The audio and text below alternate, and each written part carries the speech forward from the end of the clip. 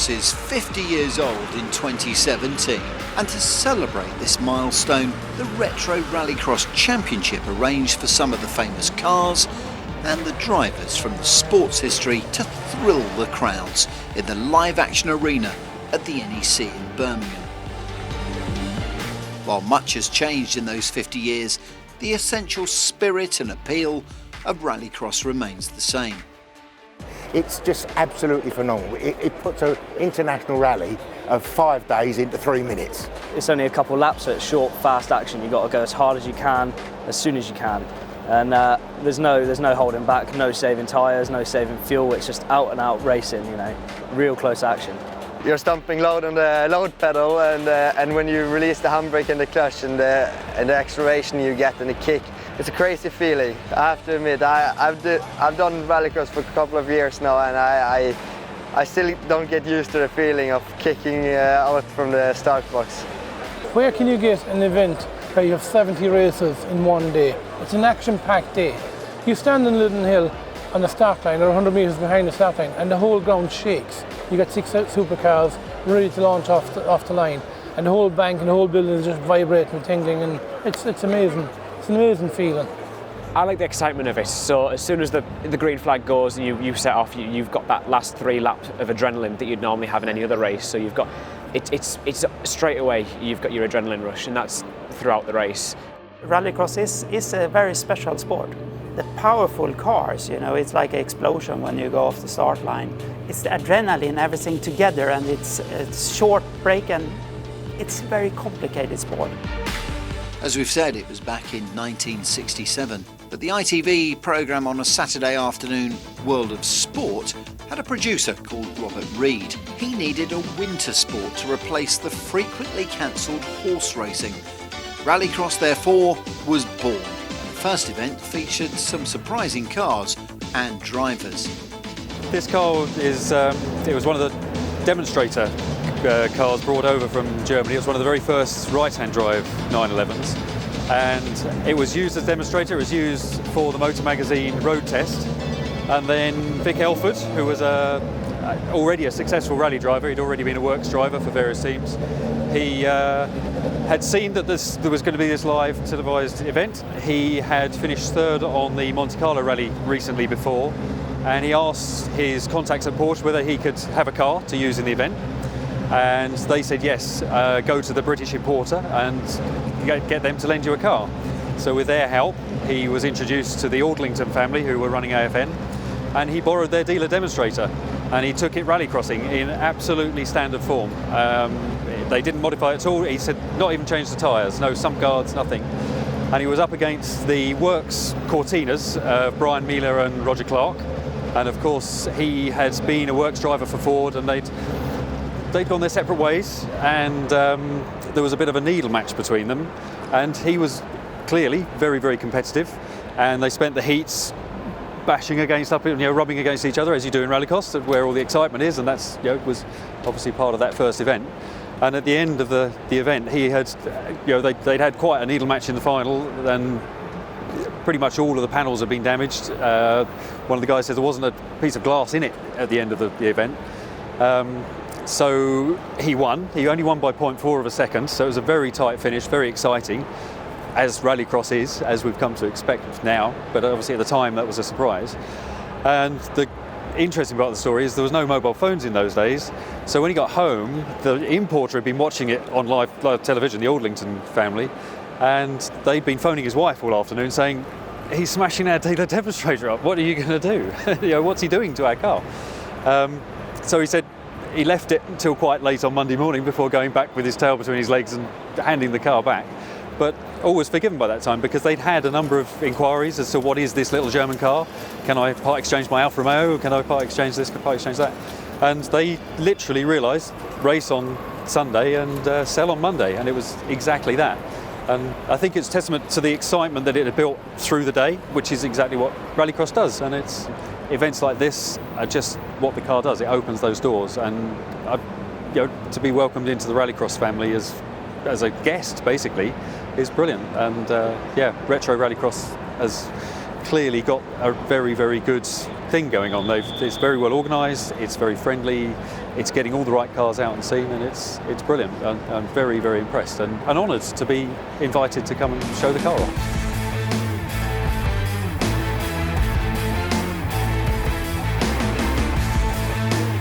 Well, that regular TV coverage attracted manufacturer interest, and it attracted big name drivers. They came from many areas of motorsport into rallycross to give it a try. The sport of rallycross is fantastic. It makes drivers. You have to drive with your head, and please don't just watch it on television. You people at home, come and watch it. Come and watch the noise, feel the vibration, see the flames coming out the back, and watch those superstars drive the cars. I get so excited with it because it's grown from 100 horsepower that I was driving 50 years ago to 1,400 horsepower of today. No, it's just phenomenal sport. It was brought up mainly out of rallying, and they thought, well, how can we condense a rally into a one event? And we all said, okay, we've got tarmac, we can put ruts in there, and we've got mud. How can we reproduce ice and snow? So we put chalk down, made it wet, and so that's why you've got the ice and the snow. So that's how rallycross was born. It's absolutely super, all down to what I must say, even in the big four-wheel drive car, 1,000 horsepower cars now, it's still down to that magic throttle control. It's just the adrenaline rush, the noise of the modern day car now. When they're sitting on the line, you've got 6 cars lined up there, they're four-wheel drive, they've just got so much torque and power, and the lights go out, and it's just unbelievable the amount of excitement you've got for a 3-minute race. You've got everything thrown at you. The rough, as I said, the tarmac where you've got a bit of grip, then you've got to reprogram yourself to go onto the slippery, which represents the chalk, which represents the ice and the snow. Then you've got to miss the bollards. It's just absolutely phenomenal. It puts an international rally of 5 days into 3 minutes. I've done a lot of the development work at Lydden, with Ford on the four-wheel drive Capri, the Daily Telegraph car, the white and the blue one, which Roger Clark drove, and my one was an automatic car because we wanted to try automatic transmissions. But the funny thing is, at Lydden, Jeff Mabbs, the great Jeff Mabbs, he rolled his car when he hit a bank at Lydden Hill, coming down Hairy Hill, round the right-hander there. He come off a tarmac onto the slurry, and he hit the bank there. So that was called Mabbs Bank from then on. Well, in my car, I used to come down the hill, chuck the car sideways, a four-wheel drive car, which you can do with four-wheel drive, get it on an opposite lock, straighten the lock up, then hit the throttle so it would drive out the corner. Fabulous. Rallycross continued to provide spectacular action for drivers, fans and TV viewers. TV coverage was now on both ITV and on BBC's Grandstand. There goes the bonnet. It's had enough of this. It said, please let me on. Wow, a little slight pump there. He spun round and was given a rare old wallop by Ivan Mopes. And that's why the red flags have come out and stopped this race.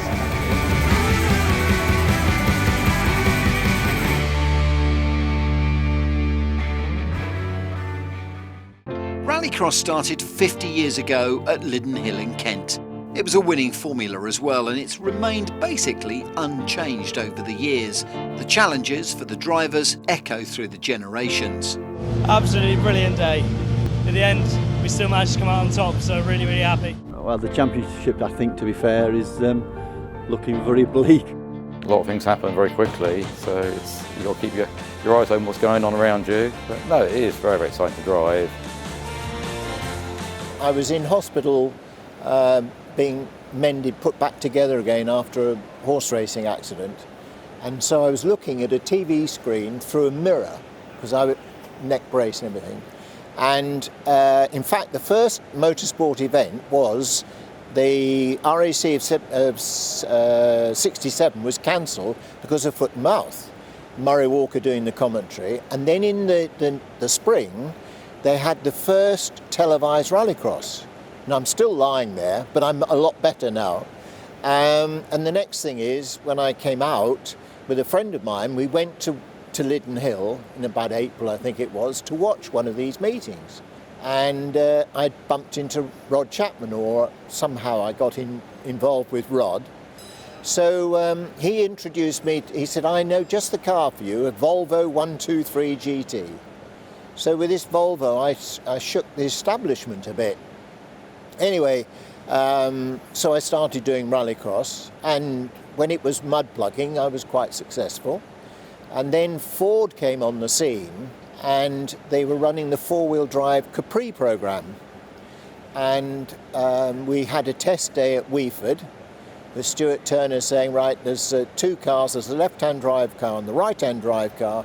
You'll each do 1.5 laps of practice, and then you'll do your time runs. There will be no excuses for missed gear changes or what have you, and the clock will tell me all.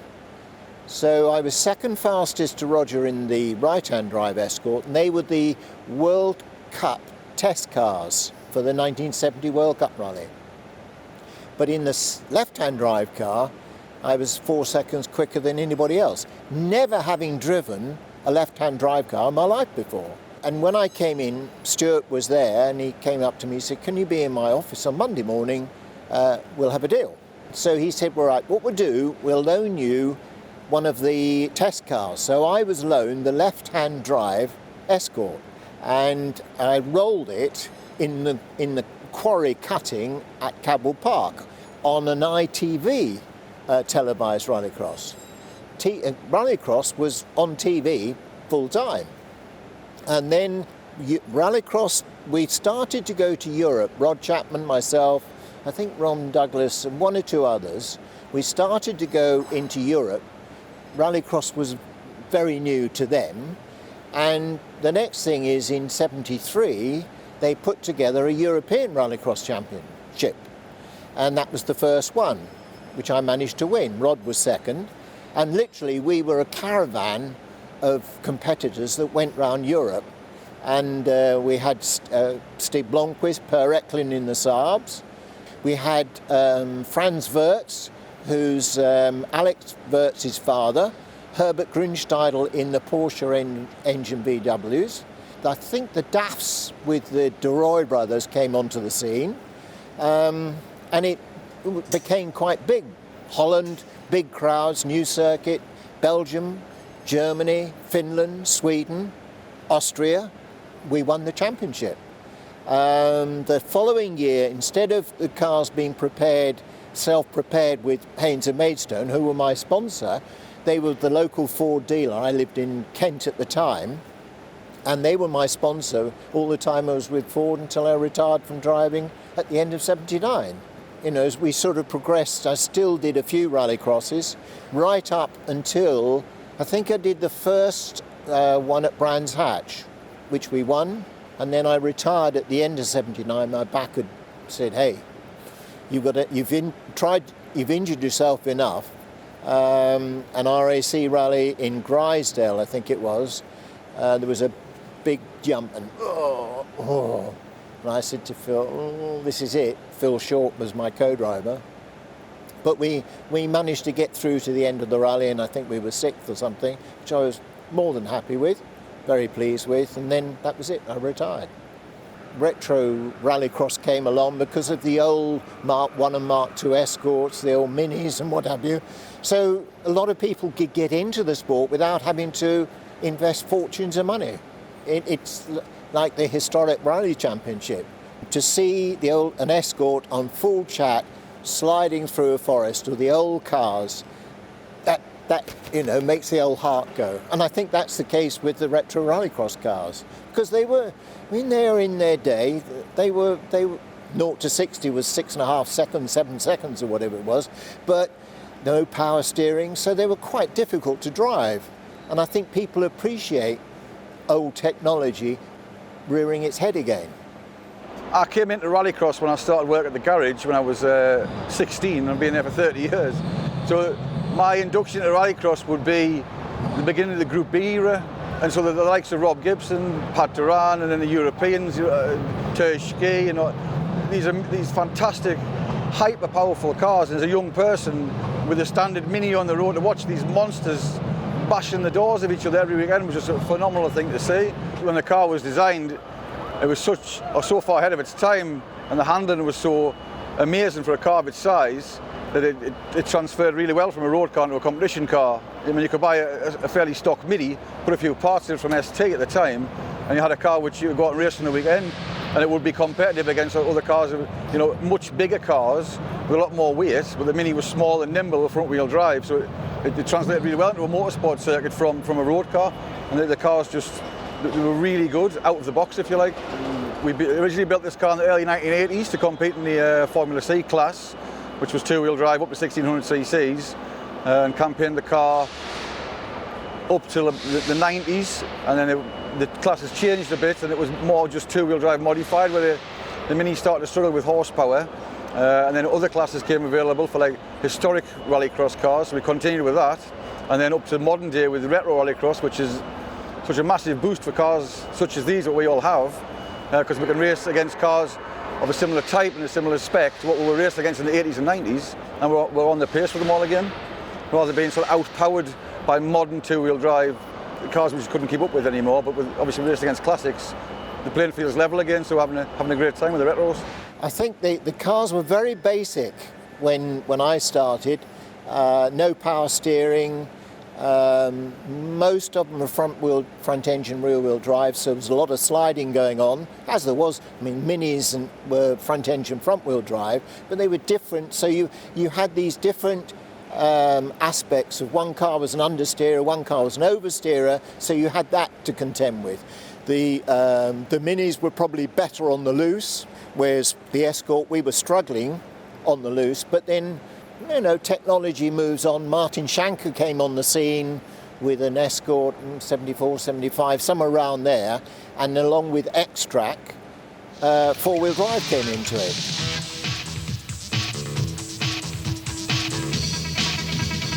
Flamboyant Norwegian Martin Schanker was the star driver in European Rallycross in the late 1970s, 80s and early 90s. He took no less than 74 victories and he won the championship 6 times. And that heralded an era of Scandinavian domination of the sport. Martin Schanker was, I think, the biggest rival, and of course I had Per Eklund, I had Ludwig Hundsmed and so on, but Martin was both the best and the worst. He was very good to compete with because you could have very fair races, but when something went wrong, like I said, Martin saw red and then everything could happen. So we had a very interesting race in Norway 1994, where I win in the end, but we were far over the limit, both of us, and pushed each other off the track and so. But that's quite a well-known race.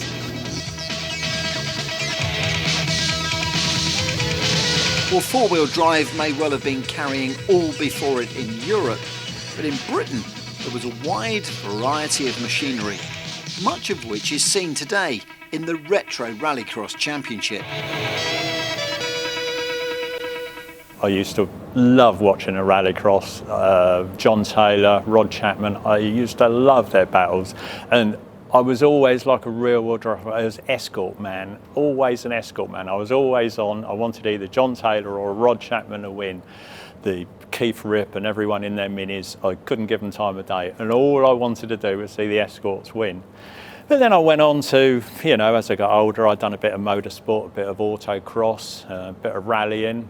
And then when I was a bit older, I used my rally car, a Chevette, and entered a rallycross meeting at Lyden. I just loved it. I put, the week after I put the Chevette on the market and sold the Chevette and wanted to buy a BDA Escort. That's all I ever wanted, a Mark II BDA Escort. And I bought one from Ireland. And that's about it, really. I've just been racing an Escort all my life ever since, a rear-wheel drive Escort. The Mark II just got wrecked and wrecked and wrecked. And so I bought a Mark III shell already prepared and put all my Mark II gear in it, all my Mark II, my BDA engine and the Atlas axle all fits in, and that's what I'm still using now. The Retro Rallycross just started and I immediately found myself competitive, which is great.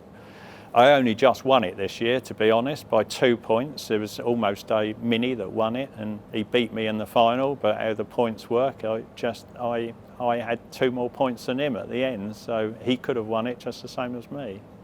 And when Group B cars were banned from the World Rally Championship at the end of 1986 after the unfortunate crash and death of Henry Toivonen, the limited edition purpose-built four-wheel drive supercars like the Ford RS200 and the chunky MG Metro 6R4, which had been in the hands of the likes of Malcolm Wilson, immediately found drivers willing and eager to run them in rallycross.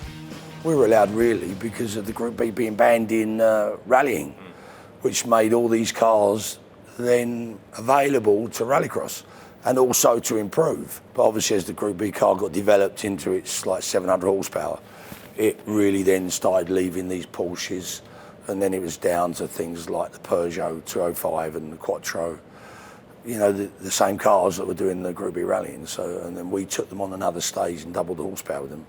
I think the 200 was something like 350 horsepower as a rally car, but as a rallycross car it was near 700. Over in Europe, a new force was beginning to emerge. Not surprisingly, another Scandinavian, but this time a softly spoken Swede. And it looks like Kenneth Hansen away in first place. 106 it is. The winner, Kenneth Hansen, now undisputed leader. I was coming from karting, and you know, I was in the army, and then I tried to go into circuit racing, but it was difficult. But in the same time, I mean, we had a rallycross circuit only 10 kilometers from my home, so I swapped my Volvo P1800, the sports car, to a rallycross car. Perhaps not the best deal, but in the end it went quite well. I did 4 years in this old car before I won the Swedish championship, and I never, you know, believed that I should come out in Europe, but then there was a national television was sending this final there, and I said, they asked me what's next, and Europe must be the next. So suddenly I was in Europe, and I did two-wheel drive Group A, 2 years in the Volvo, and then 4 years in a Ford. And at that time with the Ford, it was very successful, and 4 wins in a row. The reason I won a lot of championship was that my worst race was quite good. So I catch normally a lot of points. I didn't win every race or so, but some years was very good. But I catch a lot of points, and that was important. I think you need to be, you know, very clever. And nowadays also with the World Championship, good drivers like Jacques Villeneuve coming, and Peter Solberg his first year, Sebastian Loeb his first year. It's not just to come to win, because rallycross is a very special sport. Hansen, or rather his father Sven, can also be credited for the introduction of the Joker lap, a longer lap that each driver does just once per race. I compete a lot with Per in Sweden, and my father saw sometimes when Per Eklund took the start, he was very good at to block and keep the speed down and win the race, but it was quite boring. So he said, we need something like a pit stop or something, we need to do something. And the idea was up and so on. And then we had a special race done in Gothenburg, inside Gothenburg, they built a track, and this was tested there, and it was a success. But it took, after that, in the Swedish Championship we got it in, but to get out in Europe, it took a long time to convince the people that this was a good thing. But now finally we are there, so thank you, Dad.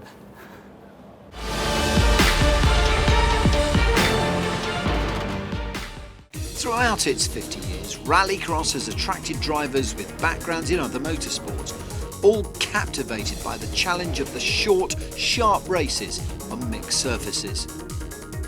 Basically, I started off in motocross, where a lot of the better rallycross drivers seem to start. I mean, there's quite a lot of similarities, you know. Motocross is a sport where it's, you know, the bike, it needs to be loose and you need to work with it, so it has similar style, I suppose, to rallycross. Having done rallying in my early days, I tend to crash quite a lot. I did all right, but I tend to crash a lot, and there was a lot of misery. And then I was invited to do a rallycross in my rally car, and that was it. It was just to me. So we had to go 10 tenths on a track and not really hurt yourself if you come off, you go into a sand pit instead of hitting a tree. But the main thing I thought about is I kept going. I really started auto testing first and did that for a good number of years. And then I did some stage rallying, and then from that I had minis. And rallycross started in Mondello in Ireland, and I really started there and took it from there and just kept progressing all the way through until I eventually got to supercar, which was a 6R4, and then into Cosworths after that, Escort Cosworth, Focus Cosworth and Fiesta Cosworth, like I was driving today, which I used to own. And I retired from Rallycross in June 2008. So here today is my first time in a supercar since 2008. Basically, I had to give it your all every time. And progressing to four-wheel drive, it came rather easy to me for some reason. And then as the cars developed, they got better, and you just keep chasing the dream, really, of being as best as you can. And I've been very lucky in that area. I just kept going at it, and I just couldn't get it out of my blood, and I loved it. And trouble is, success sort of brings more on, and you want to do better and better. And I did quite a few European events in between the British and Irish Championships.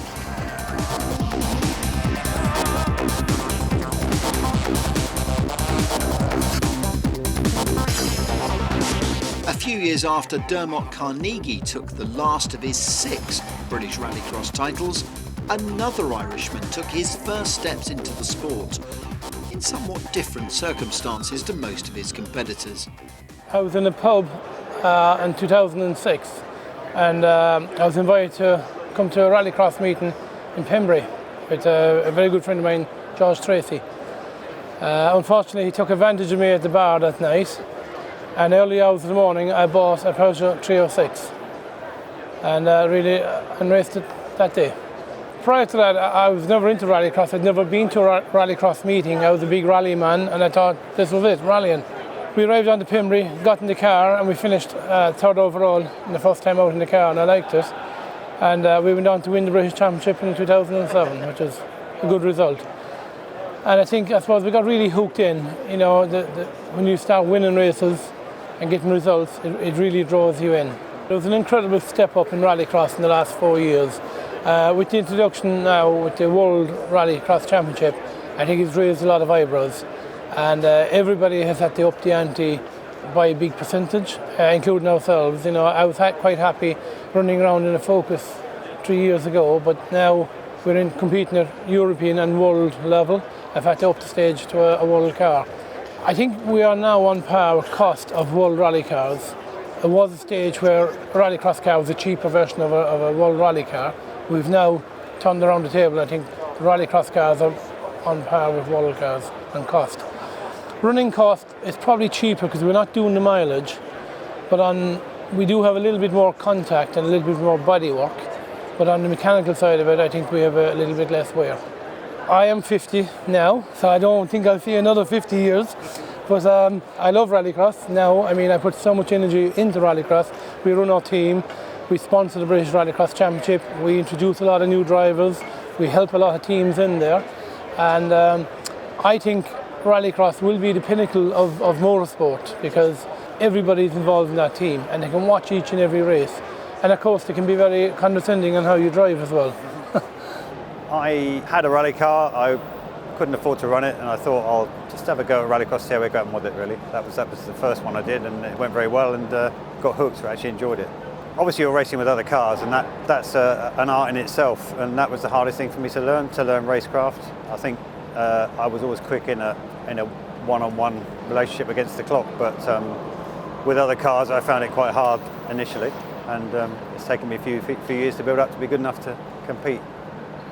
I think most people remember the 1960s and grandstand TV and Murray Walker often getting it wrong, but being very enthusiastic about the whole sport, and it was really exciting. And me, as a teenager, I was motorsport mad, and that was the most exciting thing on television I'd ever seen. We got involved with Rallycross, looking at a few cars, and then got involved with Pat Doran with the RS200 in '91, and I think it was 2004 I decided I'd not have a play myself. So I started in the very small class with a stock hatch for a little Peugeot 205, and then went to supercar in 2011 and won the championship the first year doing the supercar class, and won it for 5 years after that. And unfortunately, the young lad Dan Rook knocked me off a post last year, but I'm going to try again this year. The future's always looked good. It's always been on the edge of greatness. It's always been on the edge of greatness.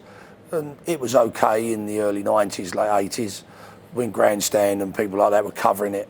And that, I think now it's going to go over. The world has opened up to the sport now because it is just too expensive. Non-spectacle as rallying. The whole format seems to work to today's lifestyles, works with today's young people. We've done at Lydon a lot of work with people like Codemasters to work with Dirt Rally, to turn that from a rally game, Colin McRae Rally, into almost into a rallycross game. And so you've got that young generation now that play the game and now can come and watch it. As I said earlier on, you have to drive rallycross at 10/10.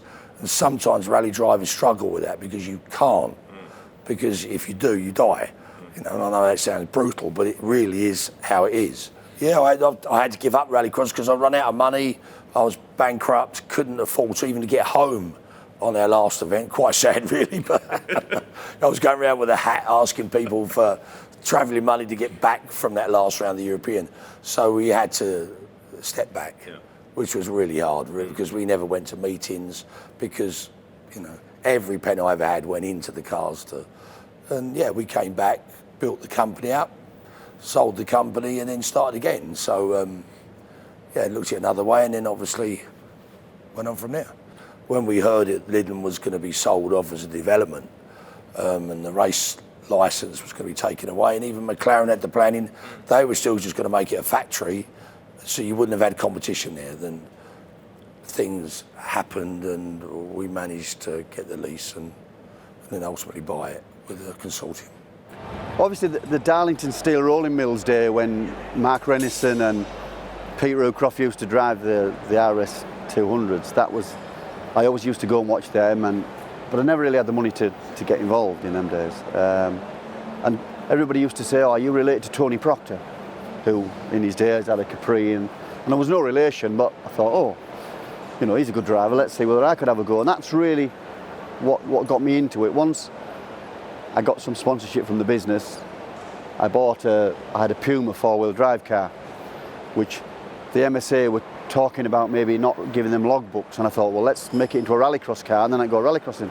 And that's really what I did. And I was very fortunate to do the Super Prix, and I beat Kenneth Hansen in a race in the Puma. And so after I'd beaten him in the race, he came up to me, he shook my hand, and he said, very good race. And that was really the start of it. I thought, well, you know, I'm maybe a little bit competitive, and I like the social side of it, so, and it really went from there. The highlight was to win the European round in France. You know, it'd been an awful day, it'd been raining torrentously, and I qualified in the C final. And I was a little bit disappointed because I thought I should have done better than that. But I went on to win the C final, which put me onto the back row of the B final. So as far as I was concerned then, great, I was on the back row of the B final. Couldn't have gone better for me. I came second in the B final, which got me through into the A final. So that's me, I'd done it then, I'd got to the A final, I'd won the race as far as I was concerned. Been able to get into an A final, that was the first time I'd ever done it in Europe. And the race just went my way. One of the other fellow rallycrossers, Dave Bellaby, was with me, and we talked about the circuit, and he said, look, there's one corner on here that if we get it right, you know, we've got a good chance. And sure enough, the race played out, and I was able to win that race. So that's the highlight of my life. Just sat here today at the Autosport show, you know, 50 years of rallycross, we've put a display on. The fans are coming into the pits and saying, that was fabulous, that was great, you know. They like to see the rallycross cars.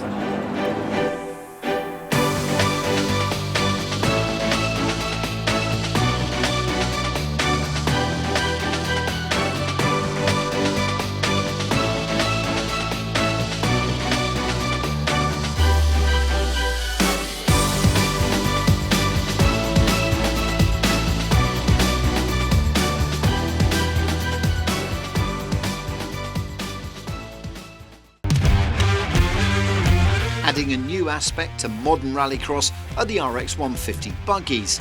They offer a lower cost entry into the sport, but there's the same level of action, thrills and spills as the more traditional road car shaped machinery. 9 years ago we started off RX Racing, which was a buggy we introduced into rallycross just to give people a cheaper angle into the sport. We always knew the buggy was pretty competitive from having it as a fun buggy, but as we developed it for a rallycross vehicle, we didn't realise it's now within 1 to 1.5 seconds a lap off a supercar for a fraction of the money. So we can afford to put the vehicles out on a hire and also bring in some guest drivers, and each and every time we bring a guest driver they want to come back for more and more. So it's a good little loophole, we can reel in a few new people to the sport. The modern rallycross car now is a very, very expensive car. They don't break down, but it's still a very expensive car. But the RX buggy that you can see behind, that was designed to bring new people into the sport. But you can come at what we call arrive and drive. So you can hire this buggy for just a little over £2,000 to do a whole complete day's rallycross with the World Rallycross cars as well. So it's an absolutely fantastic way to perhaps bring yourself along and think, hey, I like this sport, I'll do it again. Bring a sponsor along and he thinks, hey, I like this because look at the World Rally cars and things. And when you're doing rallycross, you've got, as I say, 4 or 5 different surfaces. So you just get used to it gripping around tarmac, you go down the straight, you turn go onto the loose gravel, and suddenly the car's sideways. But these are designed for this, so if you let it off, the engine's over the rear drive wheels, and you've got so much lock on these, you put plenty of lock on, the car will come back, you can hit the throttle and away you go again. These accelerate at virtually the same speed as the £250,000 rallycross cars, so that ain't bad.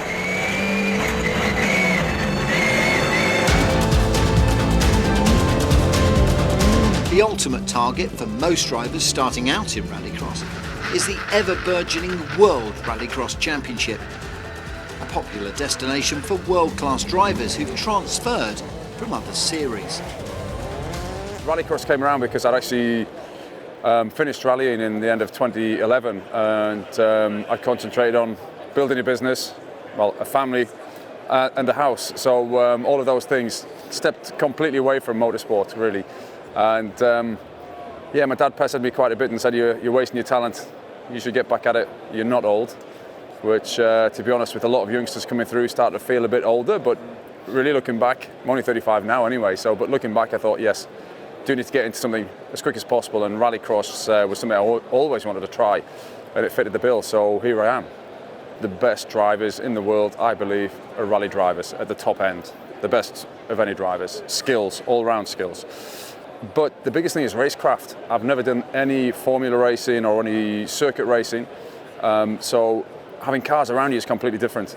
And then obviously having a 600 horsepower or nigh on 600 horsepower on a start line, 5 or 6 abreast, with a good shove up your backside when you drop the clutch. And like I said, all those other competitors wanted to feed into the same point. Rallycross, like driving one of those with somebody shoving a firework in your back pocket and constantly kicking the seat from different sides, that's what it's like. So once I got into it and understood the racecraft, it's very addictive. Drivers are coming to it from other disciplines because it looks like great fun, and it is. You can have what looks like a half mistake, but actually it's you in full control of the car. You know, look at Formula 1 car drivers. Do they want to see oversteer or understeer? No. In rallycross, you can get away with it because of the conditions, and actually to have understeer in a certain place will be quicker, and to have oversteer in another place will also be quicker than driving the car neutrally. So you're allowed to drive the car with flair, and I think that's what the spectators are feeding off. They're seeing drivers who have fantastic discipline, letting their hair down and really getting stuck in. And obviously, there's a bit of nudging, in inverted commas, goes on because people want to get in there. It's so competitive, and yes, up to a certain extent it is allowed as long as there's no malice in it. So it's great for the spectators and it's great for the drivers. Matthias I know from probably about 2006, so when obviously Ken's been rallying, Petter obviously rallying for many years, and Sebastian don't need to say any more. But yeah, so I know them all. It's quite funny actually because they've all come to rallying before, and it's quite cool because I never really had a good crack against them at World Rally Championship level. But now, even in the cars that I've been in, you know, managed to get amongst them. So it's and beat them in the odd race, well, the odd one of them. But yes, they've got fantastic machinery. They've got a vast amount of experience. So to be able to race those guys again in a different category of motorsport is fantastic, really. While the World Championship is popular with drivers who have experience of other forms of motorsport, a new generation of drivers is making its mark at all levels of the sport as well, from the World Championship to the British Championship, the Support Series and even Retro Rallycross itself. My dad was massive into motorsport and he'd always done rallycross. So when I was born, I always used to go along in the truck with them in my carry cart and be sat on the sideline. I guess from then I started supporting Dad. Then Paige grew into it, my sister. She did the junior rallycross, became the first female to win a junior championship in Britain. And then it just carried on from there really. Dad offered me a drive in the Suzuki Swift Junior when that came out. Then we ended up buying the car and finishing the championship the first year that I did it. I came third the first year. From going to the junior into the senior, there was a lot more competition. I was used to having 4 cars on the grid and then suddenly there's 8 cars on the grid all charging for the first corner. So it was getting used to having more cars around me and having to work my way up the pack again, because in the junior I was dominating. Do you know, at the minute Rallycross is getting such a big sport now. Obviously me and Paige, a couple of others in the British Championship. But for me and Paige, we would love to see more females out there and achieving just like we are, really. Well, before I was born, in the 90s, my dad used to race in Formula C, which is superior to these cars, back when they were obviously the current. And I always had an interest. I always used to play the old videos through the TV and trying to find a converter that worked for it. And I always had a passion growing up, again, to pursue what my dad used to do and race rallycross like he did. This isn't standard mini at all. There's a lot of modification from the ground up, and we learned that when we restored it. From all the chassis being changed, all the linkages, everything like that. The whole rear end of the car is completely custom to rallycross, and it shows that back in the day how much technology was still out there to develop these cars for the circuit. And I enjoy finding that out, because in my job I'm all about the engineering and the machining and all that sort of side of things, and I love to see old technology in cars that I could now reproduce and obviously build into a new car. First race was when I had only 16 years old in NES Rallycross Championship. We buy a cross kart and went to it was in Denmark. The first race already in the podium, and in that moment when I saw the supercars in action, it feels like, wow, what's happening, because it felt so fast. You haven't seen in rally things like that. They're accelerating in about 2 seconds to 100, and there are 6 cars on the one line, and it was mind-blowing. And in that moment I felt, yeah, this is the place where I one day want to race. And after 8 years I am driving in full championship in FIA World Rix, so it's perfect.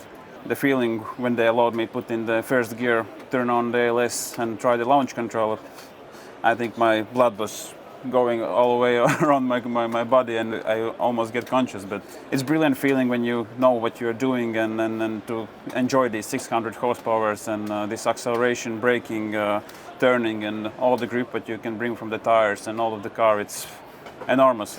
And, you know, when I was start my racing career, I always looked for how the Peter Stolberg was driving and Sebastian Loeb, and also when the Ken Block started to show some of these drift action videos, it was like, wow, one day it would be really, really nice to meet them. But now I am standing in one grid area with them and competing with them, and sometimes I'm faster. So in that moment, it's like dream have been come true, and it's hard to describe in the words that you come from very, very small country where we are less than 2 million people, and we can compete in the World Championship with the guys who know all over the world. So it's mind-blowing. When I became second in the Norwegian Championship my first year, only as a 16-year-old kid, I immediately wanted to go in the European Championship. And after that, the ball started rolling, and went all the way up to supercar in 2013, and now I'm driving as a professional rallycross driver for the Hoonigan Racing division together with Ken Block. It's a very competitive level now. I mean, in 2012, when I became European champion in Super 1600 in 11 and 12, I didn't really see the light in the end of the tunnel until 2013, when IMG took over the championship as promoters and made the championship even bigger. More sponsors got involved, manufacturers, and also more drivers got attracted. Now we have a very high level with Matthias Ekström, Per Solberg, Sebastian Loeb. We have Johan Kristoffersson, myself, and tons of good drivers. I started off go-karting was my start of my motorsport career. Then I started going up into autocross, where I then started to watch some videos of rallycross. Really got into it, went up to some events, watched some things, talked to a couple of people who I knew who were involved with the sport, and eventually I managed to persuade my dad to let me give it a try in the end of 2014 at the Clubman's round at Croft. Got on really well. We decided then we would do the assault on the British Championship in the Super National class, and well, it's just grown on leaps and bounds from there, really. One of my dream cars would be to be able to drive a 6R4 and to be able to chat to the guys who used to race them. It's amazing. You know, the sport has obviously come on quite a lot, especially in the track developments as well. They tell me that there used to be the loose sections used to be just thick mud, and now it's quite grippy gravel. So it's amazing how the developments come along just in the tracks as well as the cars and the drivers. I think anyone who sits in a supercar, no matter what they've driven, they will feel blown away. You know, the acceleration is just out of the world, really. You know, faster than a Formula One car. You can't really get much better than that, apart from a dragster. So a half-century of rallycross has seen it grow from humble roots in Kent to what is now a worldwide phenomenon. It goes into the next half-century planning to offer even more family entertainment to the spectators of the future.